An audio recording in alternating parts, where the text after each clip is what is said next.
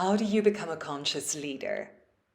Join us for this episode of the Morpheus Intelligence Update podcast as Conscious Leadership Authority, international keynote speaker and author Ian Hatton shares how you can become a conscious leader, starting now.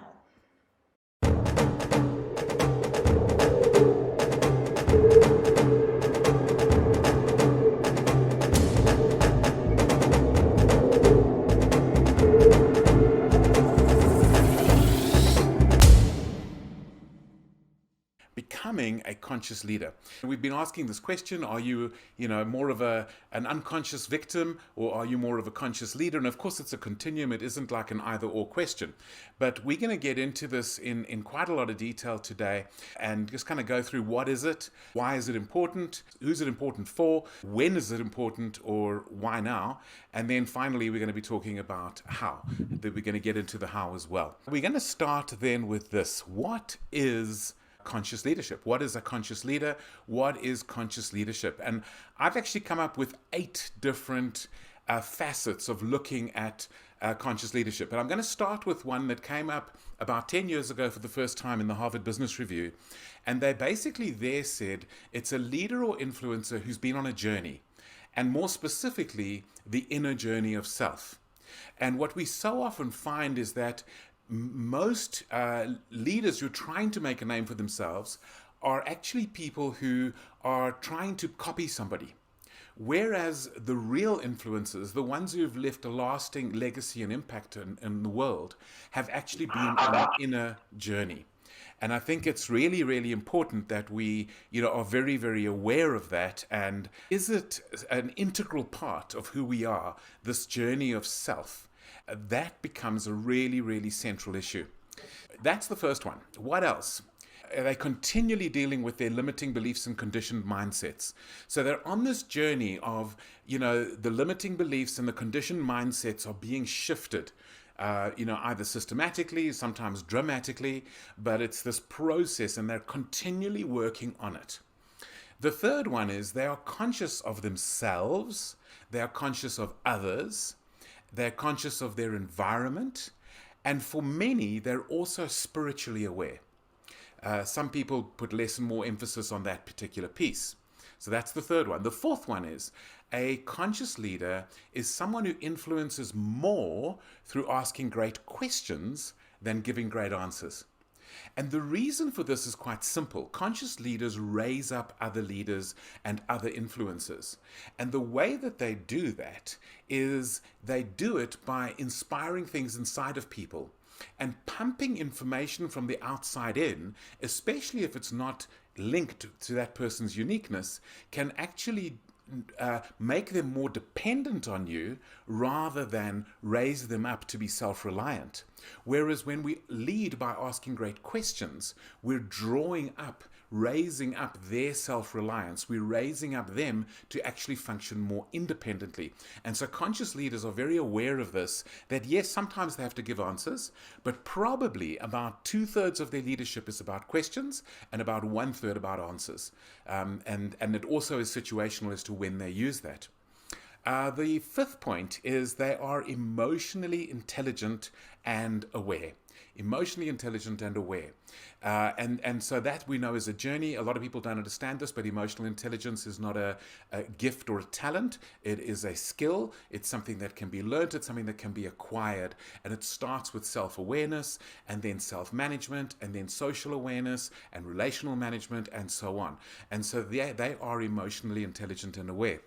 The next one, which is the sixth one, is they focus on growing their strengths and partnering for their weaknesses. So one of the fallacies that we've seen in life is that life is about fixing what's wrong with you. But if you look at all the people who've excelled in life, they've not focused on what's wrong. They've focused on what's right. They haven't tried to become well-rounded. They've in fact been quite sharp.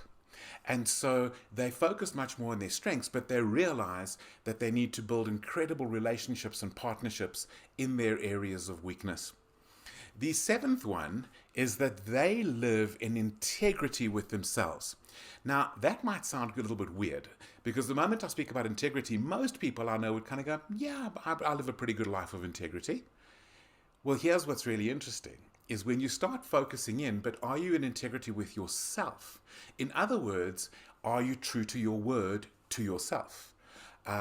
Do you ever betray your values to yourself? These are the kinds of things.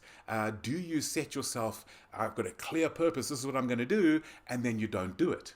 That is not living in integrity with self. And so that one I find is actually one of the tipping points for a lot of people who become clients of mine, is that realization that they have a self-integrity issue, a self-loyalty issue, because what they do is they self-betray. And that's what that opposite is. And so conscious leaders live in integrity with themselves. And then they finally, number 8, have a clearly defined and lived purpose. That is what a conscious leader is.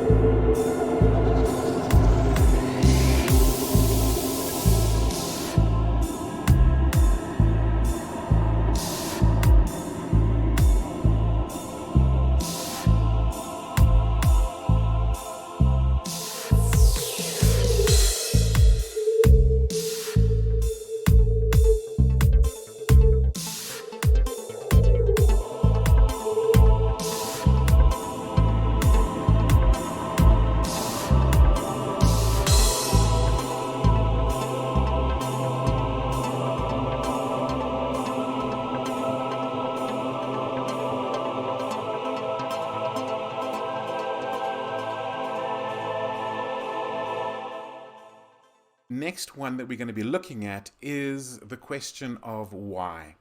Why is this important?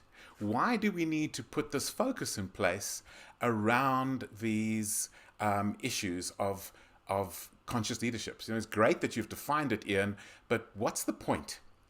Well, there are a few different points. One of them is that the old styles of leadership aren't working. So old styles of leadership, a lot of command and control, a lot of do as I say, not as I do, all of those kind of things. People the credibility of leaders has been suffering. And what's also interesting is when you look at Generation Y and Generation Z, they don't respond to those old styles. And so we want to influence our world. As a very, very high percentage now is Generation Y or Z. And so those leadership styles aren't working. The second point under the why is that most people are crying out for authentic connection, and they want to be influenced through an authentic connection. And they're very tired of this sort of distance, this sort of mechanical style leadership or something like that. They want some kind of a connection. The third reason that this is so important is actually about motivation. A lot of people don't get this. Motivation is actually an inside job. So a lot of people call me a motivational speaker. I don't like that. I'd rather be called an inspirational speaker. And the reason I don't like being called a motivational speaker is I can't motivate you. I can create an environment which engages with your own motivation.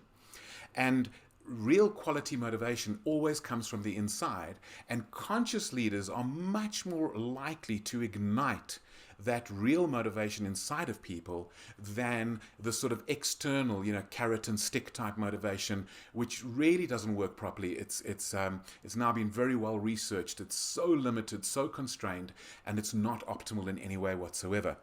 So that's the third reason. And the fourth reason is that we want to build self-reliance, not dependence. This whole idea of when we are raising up our people, do you want them to be dependent on you? Do you want them that every time they've got a question, they must come and ask you? Every time there's an issue, you've got to solve it. That's not what we really want. We want to lead in a way that is empowering and builds self-reliance. And again, conscious leaders are going to do that. Unconscious leaders are not. Okay, so that's the why of this. We're now going to move on to the next one, which is who. So who's this for? Who needs to become a conscious leader? And so the first thing I would say is anyone who wants to live a life of lasting impact and influence. So if your goal is you want to influence in a way that's going to last, it's going to be sustainable, and it's going to create an impact and perhaps even leave a legacy. So then a great idea to become a conscious leader. Now, some of you might be thinking, yeah, but I'm not so much of a leader, I'm a coach and I'm a parent or whatever. Like, then you're a leader. And so I'm going to put the second point of who needs this is anyone who wants to embed their values into their people, their team, their family, their classroom, their coaching client. If you want to embed those values, the idea is as a conscious leader, you will be imparting your values. Whereas when you're doing, do as I say and not as I do, you're imparting deceit, actually. That's what you're imparting. You're imparting double standards. And so a conscious leader is much more likely to impart their heart, their values to their people. And then the final point of who needs it is anyone who wants the liberty of influencing in a sustainable way. Because you see, when you are spending all day, every day, trying to be somebody else, trying to catch up, running, it becomes unsustainable. But if you want to leave a lasting impact, the sustainable way to do that is to lead from your truest self. Now, you cannot lead from your truest self if you're not conscious, if you are not self-aware. And then you tap into the well of wealth of knowledge and skill and wisdom and values. And that's so much easier to work with than to be constantly chasing the next shiny squirrel, as Bruce would say. This is a lot about the who needs it, and I think it's really quite an interesting thing. And I'm not going to dwell on it, but I love this picture that my designer came up with for this. Very often we are not aware of our emotions. We're not aware of things that are going on, our triggers, and the conscious leadership model takes us down a path where we can build that self-awareness, not to back down, but to stick in what we're really doing, what we're really going with. And so that is such an important who of becoming a conscious leader.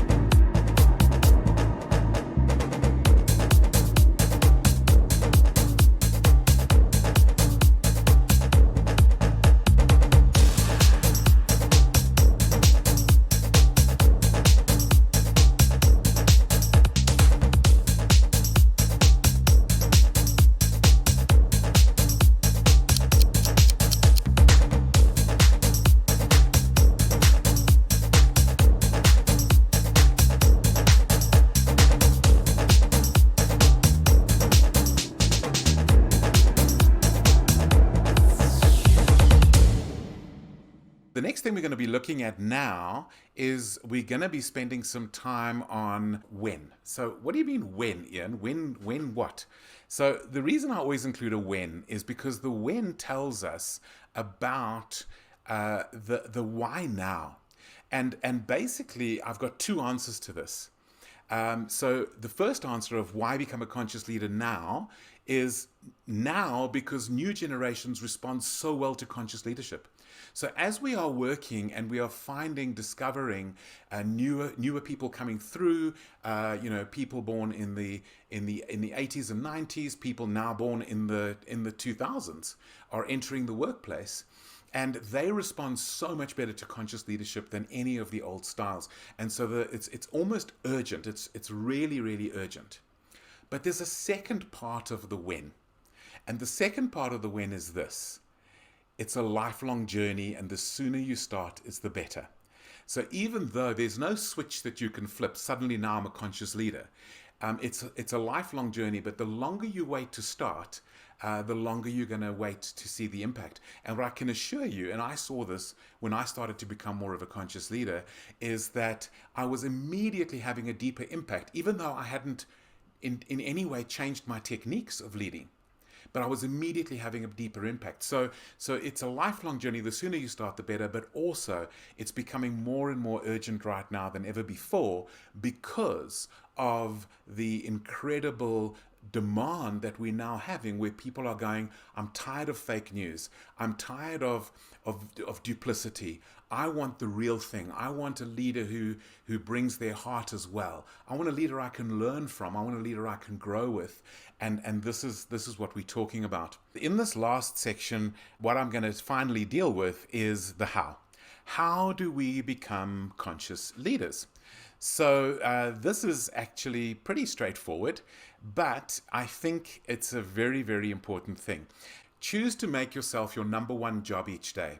Now, for many of us, that completely flies in the face of so many of the things we were taught when we were raised.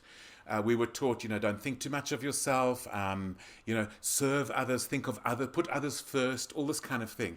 But here's the interesting thing about a conscious leader is they are very much the ones who put on their own face mask before helping others.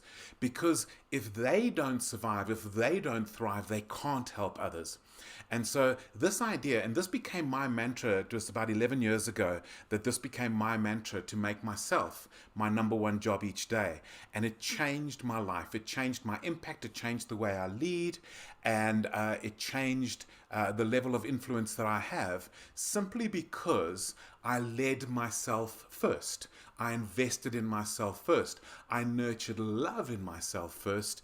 And that then spilled over to everybody else. And it was sustainable. It was impactful. Suddenly, people's lives were changing around me because I was doing the work on me. And so that's our number one point here. How do we become conscious leaders? We choose to make ourselves our number one job each day. Secondly, we learn about ourselves. So the second way to become a conscious leader is learn more about yourself.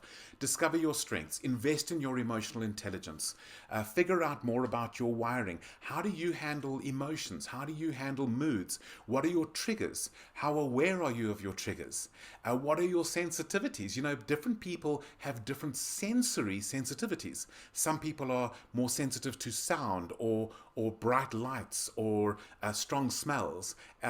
So even physically, discover who you are, become aware, learn more about yourself, and you can become more of a conscious leader, because guaranteed over time, you'll start picking up things about others as well.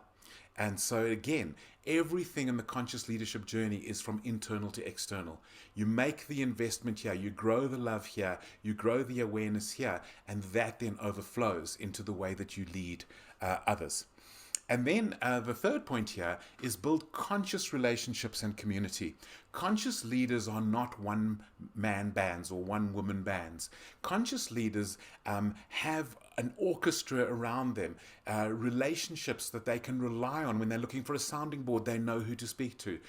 When they want to bounce a business idea, they know who to speak to. They have the right connections, they have the relationships, they have a community where they can be vulnerable, where they can share things which will help them in their awareness and give other perspectives. And of course, it will inspire those people in that community as well. And so one of my friends talks about, having your own personal board of directors. Even if you're not a company, have your own personal board of directors. Who can you rely on for what? Do you have diversity there? Do you know who to approach? And then, of course, the final point here of how do we become conscious leaders is, might be good to get a coach, get a guide, get a mentor, get somebody who can ask you the right questions, because that's really what we're talking about here, is people who ask the right questions of you will help you to discover yourself, and you will be able to influence then from who you really, really are.